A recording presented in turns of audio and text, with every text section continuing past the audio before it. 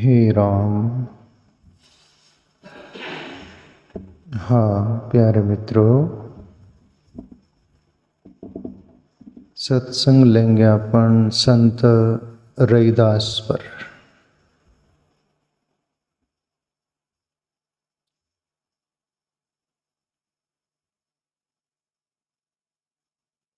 रैदास संत का पद है भजन, उस पर सत्संग लेंगे अपन।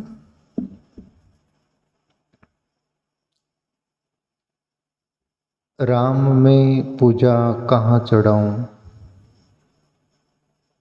फल आरु फूल अनूप न पाऊं।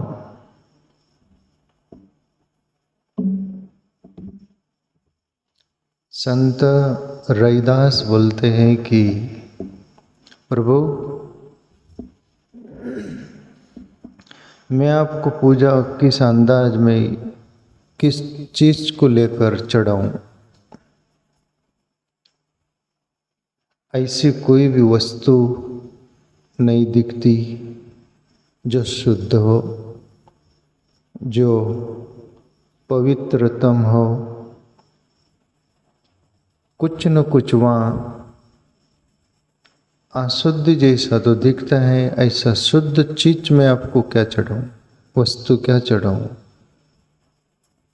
राम में पूजा कहाँ चढ़ाऊं, फल अरु फूल अनूप न पाऊं। फल भी पवित्र नहीं दिखते, फूल भी पवित्र नहीं दिखते, शुद्ध नहीं दिखते।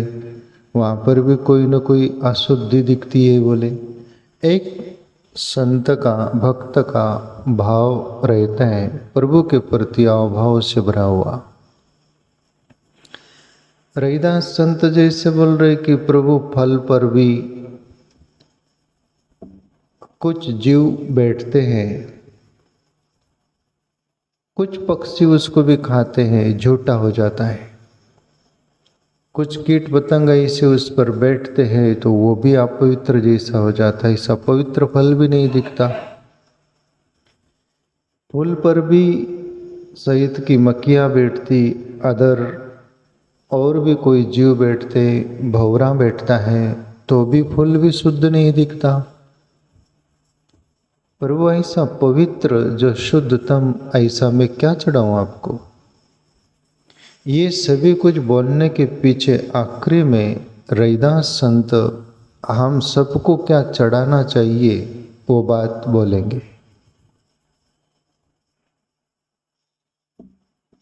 क्योंकि अदर दुनिया में हम देखते हैं सब कुछ, कोई फूल चढ़ा रहा है, कोई फल चढ़ा रहा है, तो कोई पानी चढ़ा रहा है, तो कोई क्या चढ़ा रहा है।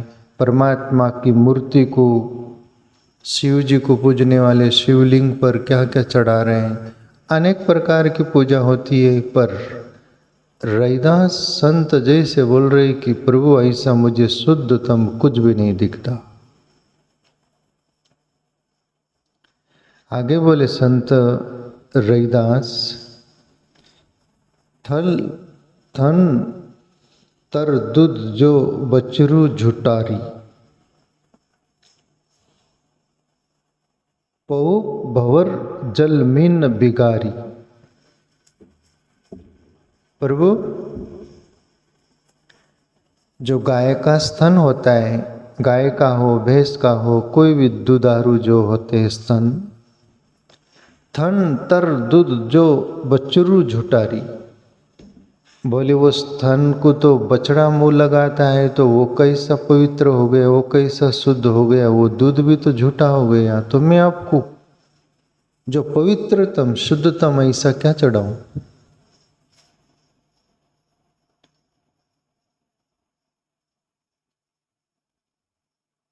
दूसरी बात बोले,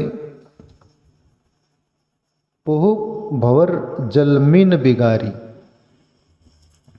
जो पुष्प होते, फूल होते, उस पर भी तो भंवरा बैठ जाता है, उसको भी अशुद्ध कर देता है। प्रभु, मैं वो फूल कैसे चढ़ाऊं आपको। और फूल भी चढ़ाने योग्य नहीं दिखता शुद्धतम। आप तो परम पवित्र हो, आपको चढ़ाने के लिए तो कुछ ऐसी विशेष चाहिए, पवित्रता भरी कोई चीज हो, वस्तु हो। आगे बोले संत रैदास, जल मीन बिगारी। प्रभु जल जो होता है पानी, उसमें भी तो मीन यानी मछली रहती है, वो भी कहाँ पवित्र हुआ जल। मैं ऐसा जल पवित्र आपको क्या चढ़ाऊं? जल भी मुझे यहाँ शुद्ध दिखता है, जल भी मुझे पवित्र नहीं दिखता। प्रभु ऐसा मैं क्या चढ़ाऊं जो पवित्रतम हो?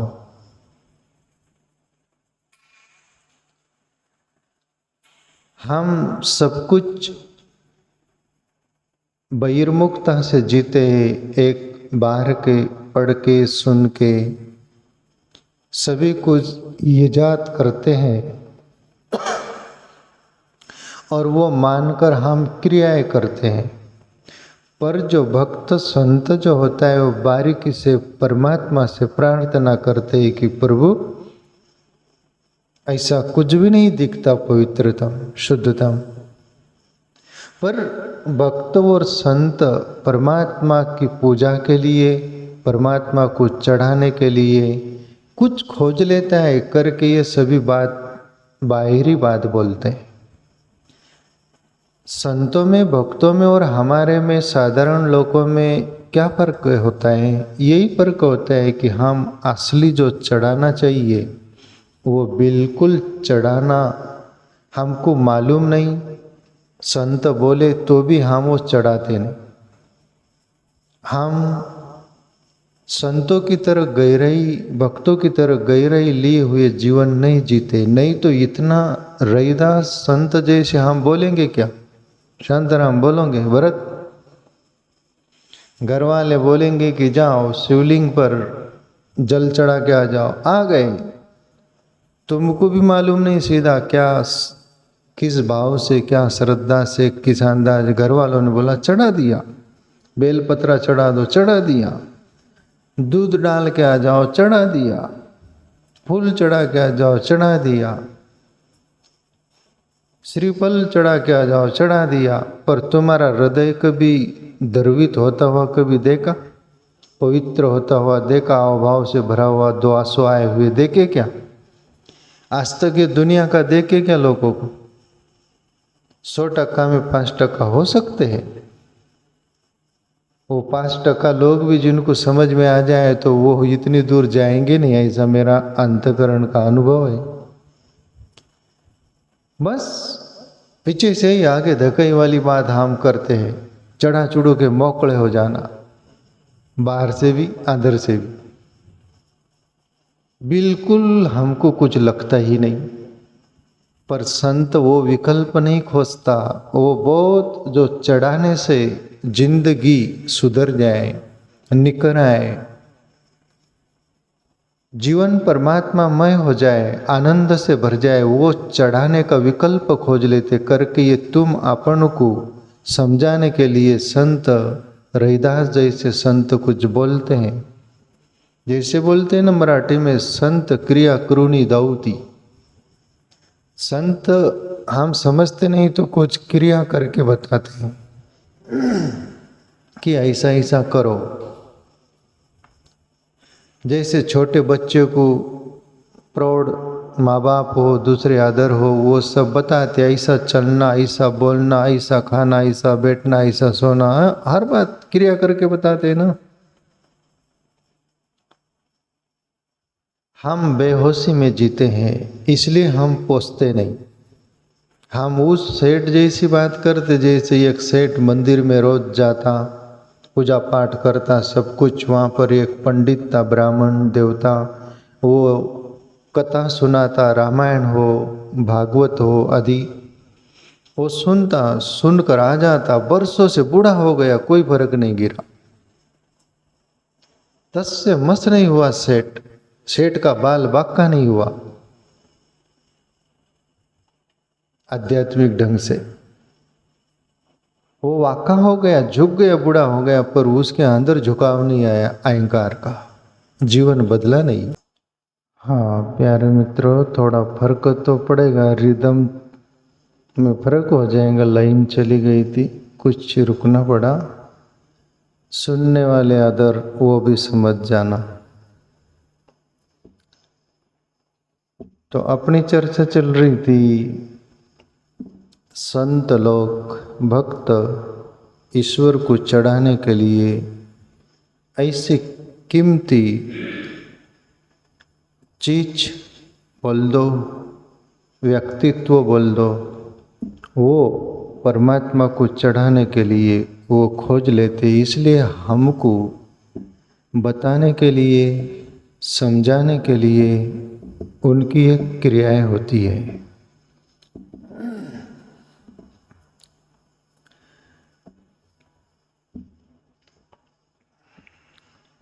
वो बोल रही कि फूल पर भी भंवरा बैठता है, वो भी शुद्ध नहीं। जल में मीन रहती है, वो भी पानी शुद्ध नहीं। प्रभु शुद्ध आपको चढ़ाना है तो मैं शुद्ध क्या चढ़ाऊं? आगे बोले रैदास संत, मलिया गिरी बेदियो भुवंगा, विष अमृत दोहूं एक के संगा। मलियागिरी पर्वत होता है ना, वहाँ पर चंदन के वृक्ष बहुत होते हैं। और आपको भी मालूम है चंदन के वृक्ष पर बड़े बड़े सर्प रहते हैं लिपटे हुए। आप पढ़े होंगे, सुने होंगे तो ना। प्रभु वो चंदन का मैं कुछ वो चंदन घिस कर भी आपको पूजा में वो उपयोग करूँ, चढ़ाऊं, तो भी तो वो चंदन शुद्ध नहीं। वो भुवंगा यानी सर्प बड़े बड़े लिपटे हुए होने के कारण वो भी शुद्ध नहीं दिखता, वो भी अशुद्ध दिखता है। तो मैं शुद्ध आपको चढ़ाऊं क्या?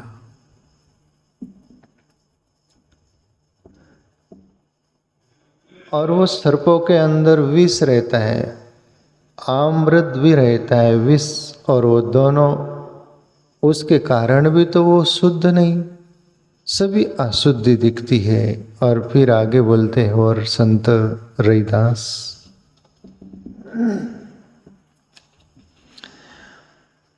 मन ही पूजा, मन ही धूप, मन ही सेहू सहित स्वरूप। प्रभु मेरे पास चढ़ाने के लिए शुद्धतम या पवित्र या जो चढ़ाने योग्य है। देखो प्यारे मित्रों, संत कभी भी विकल्प निजी कुछ कीमती चीज चढ़ाना चाहता है, चढ़ाता है।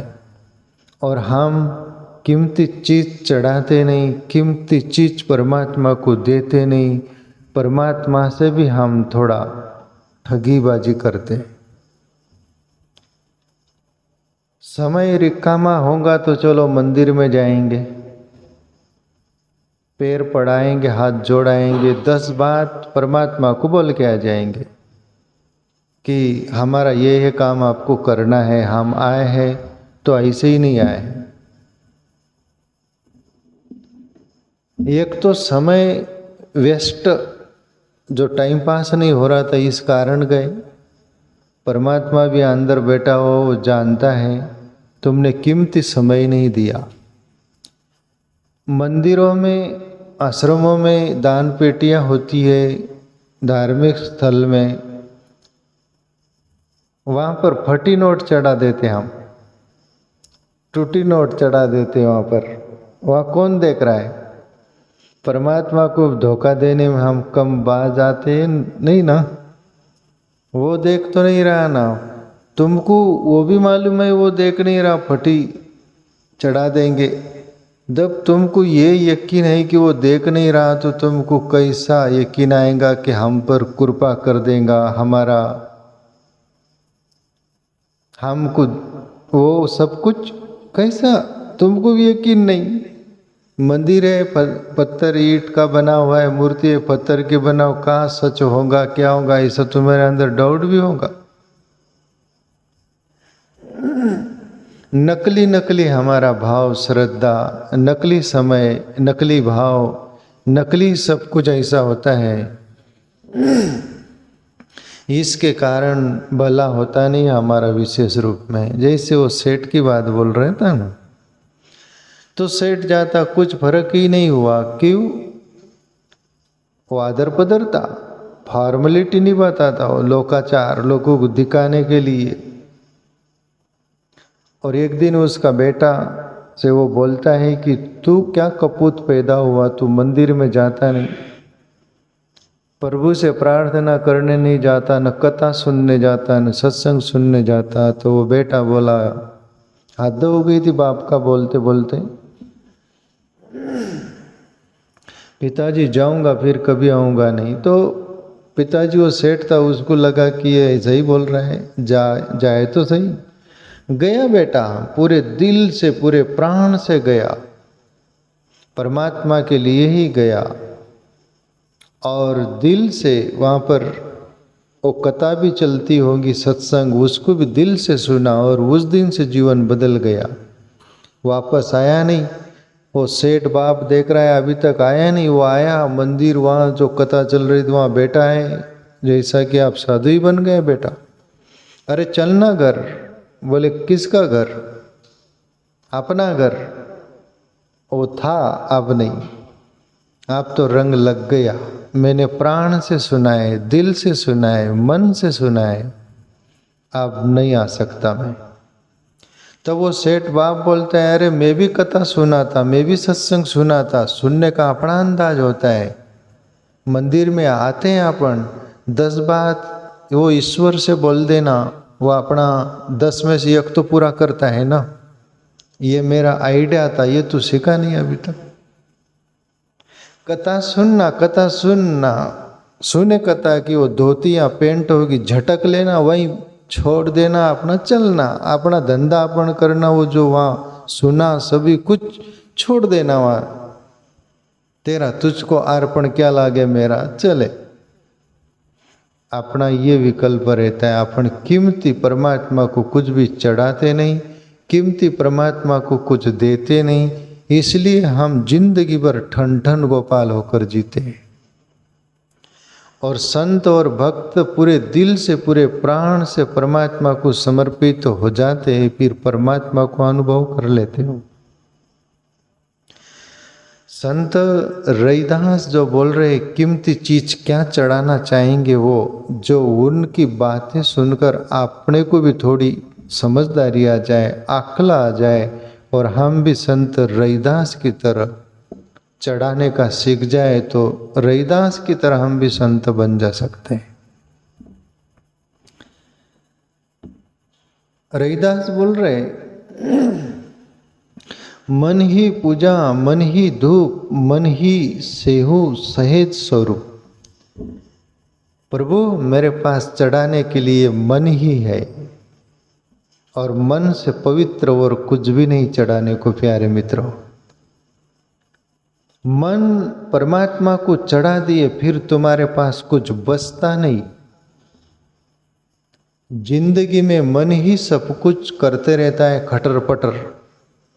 रॉन्ग नंबर चले तो तुमको रॉन्ग नंबर ले जाता है, और परमात्मा के तरफ चले तो तुमको परमात्मा बना देता है।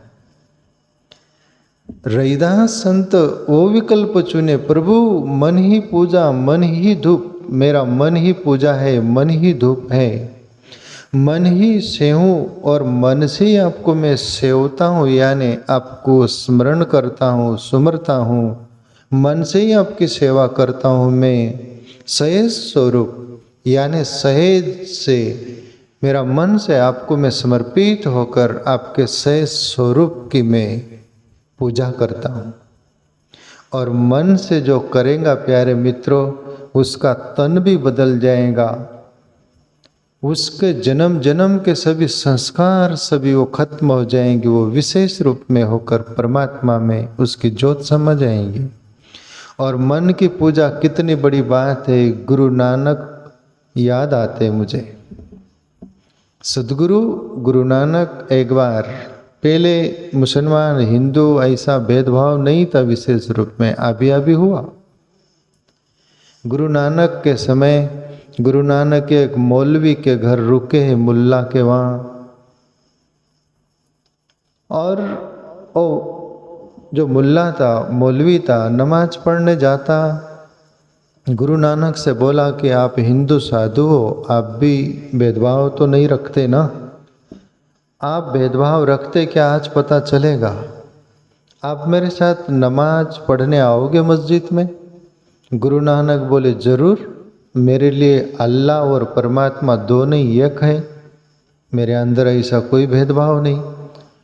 तब मुल्ला बोला, मौलवी की मैं आज देख लेना चाहूँ, मैं आज मस्जिद में नमाज पढ़ने जाऊँगा, मेरे साथ चलोगे, आप नमाज पढ़ोगे? गुरु नानक बोले बिल्कुल पढ़ूँगा नमाज, पर बोले एक शर्त है। गुरु नानक बोले। तब वो मौलवी बोले कि क्या शर्त? बोले आप नमाज पढ़ोगे तो मैं नमाज पढ़ूँगा, आप नमाज नहीं पढ़ोगे तो मैं पढ़ूँगा नहीं, मैं खड़ा रहूँगा हाथ बांध के। गुरु नानक बोले उस मौलवी से। मौलवी बोले कमाल है, मैं तो नमाज ही पढ़ने जा रहा हूँ, मैं तो नमाज ही पढ़ूँगा ना। बोले मैंने शर्त आपके सामने रख दी, मैं देखूँगा वहाँ आप नमाज पढ़ते हो क्या। बोले ज़रूर चलो, और गए। मौलवी और गुरु नानक गए मस्जिद, और मौलवी नमाज पढ़ते, उनकी जो अदाएँ होती है, नीचे झुकना, वो सभी कुछ जो उनकी विधा होती है, और गुरु नानक हाथ बांधे खड़े हैं। वो मौलवी के तो बिल्कुल अंदर क्रोध में, गुस्से में लाल हो रहा है वो, कि हिंदू का साधु भेदभाव रखता है, मैं नमाज पढ़ रहा हूँ और ये नहीं पढ़ रहे, मैं नमाज पढ़ लूँ फिर देखूँ गुरु नानक को, ये सोच रहे हैं। और जेम तेम नमाज पूरी की और गुरु नानक के तरफ खींच कर देखा ना, दिख गए ना आपका, आप हिंदू साधु हो ना, आप भेदभाव रखते हैं अल्लाह में और परमात्मा में, इसलिए तो आपने नमाज नहीं पढ़ी ना। 12 बात गुरु नानक को सुना दी। गुरु नानक शांति से खड़े हैं, और फिर गुरु नानक बोले कि आपने नमाज ही कहाँ पढ़ी? आपने नमाज ही नहीं पढ़ी मुल्ला, आपने नमाज ही कहाँ पढ़ी? तो वो बोले मैं क्या कर रहा था? बोले कवायद कर रहे थे आप, व्यायाम कर रहे थे। बोले वो तो मौलवी और सन्नाट गया, व्यायाम कर रहा था मैं, नमाज पढ़ रहा था मैं, व्यायाम कर रहा था, क्या गलत बके जा रहे हैं आप? गुरु नानक बोले जी बराबर बोल रहा हूँ, आप कवायद कर रहे थे, व्यायाम कर रहे थे, आप नमाज नहीं पढ़ रहे थे। आप कहाँ? बोले मैं कहाँ था? फिर मुल्ला बोलता है, बोले तू मेरे पास आधा था, आधा काबुल की बाजार में था, आधा मेरे पर खिज रहा था कि ये हिंदू के साधु को देख लूँ, मैं नमाज पढ़ लूँ, और आधा की जल्दी नमाज हो जाए, मैं काबुल की बाजार है आज, वहाँ जाकर घोड़ी खरीदना है मेरे को, ये कब नमाज पूरी हो जाए और मुझे घोड़ी भी खरीदना है। बोले तू नमाज में था नहीं, अल्लाह की परमात्मा की बंदगी की नहीं, तू मन तेरा कहीं और था, और परमात्मा की बंदगी, अल्लाह की बंदगी तो मन से होनी चाहिए, और तू मन से परमात्मा की, अल्लाह की बंदगी नहीं कर रहा था, इसलिए मैंने नमाज नहीं पढ़ी। मैंने परमात्मा की, रब की बंदगी की है मन से, गुरु नानक बोले, और मन से ही वो राजी होता है, और मन ही परमात्मा को देने योग्य है, मन से ही परमात्मा को बजने योग्य है, और मन ही एक विकल्प है अपने पास, और तू मन से नमाज नहीं पढ़ा। प्यारे मित्रों, सभी सयाने एक मत, गुरु नानक हो, संत रैदास हो, क्या बड़ी बात है, ये की बात है, अलग बात नहीं, सभी सयाने एक मत। रैदास संत यही बोल रहे कि मन ही पूजा, मन ही धूप, मन ही सेहु सहे स्वरूप। प्रभु मैं आपको मन चढ़ाता हूँ, मन से पूजा करता हूँ, मन समर्पित करता हूँ, और बात बन गई संत रैदास की। आपने भी बन जा सकती है पूरे मन से, पूरे प्राण से, यदि परमात्मा की पूजा, भक्ति, बंदगी, भजन, ध्यान, साधना, चिंतन, जो भी बोल दो, मन से करो। हमारा मन कहीं होता है मंदिर में भी जाएंगे तो जहाँ जूते चप्पल उतारे मंदिर की तरफ कम, मूर्ति के तरफ कम ख्याल रहता है, जूते चप्पल की तरफ ज़्यादा रहता है, कोई ले न जाए। देव मन क्या बोलते हैं ना, चित खेट रहा था ऐसा। देह देवड़ा चित खेट रहा, मतलब कि शरीर तो मंदिर में है पर मन जूते चप्पल में है, तो इससे परमात्मा राजी नहीं होगा, और पूरे प्राण से तुम्हें चाहता है। आगे बोले संत रईदास, पूजा अर्जा न जानू तेरी, कह रईदास कवन गति मोरी। प्रभु मैं पूजा अर्चना ऐसे कुछ भी जानता नहीं, पूजा अर्चना मुझे कुछ आती नहीं। कह रईदास कवन गति मोरी, और मेरी गति क्या होगी ये भी मैं नहीं जानता हूं।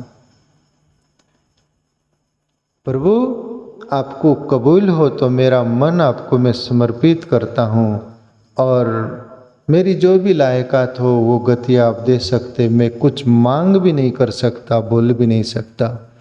इतना समर्पित मिट कर संत भक्त प्रार्थनाएं करता है तब घटना घटती है।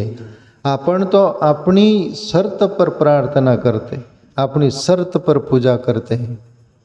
इतना पूजा पाठ करेंगे, भजन करेंगे, जो भी कुछ करेंगे, और पूरा नहीं हुआ तो कोई परमात्मा में दमखम नहीं है, इतना करके भी अपना उल्टा ही हुआ। अरे छोड़ो भक्ति भक्ति, माला टांगो खूटी में, कोई मजा नहीं भक्ति भाव में। तो पूरे प्राण से प्यारे मित्रों मन से करो, रईदास की तरह, गुरु नानक की तरह, तो ये कबूल होगी परमात्मा को।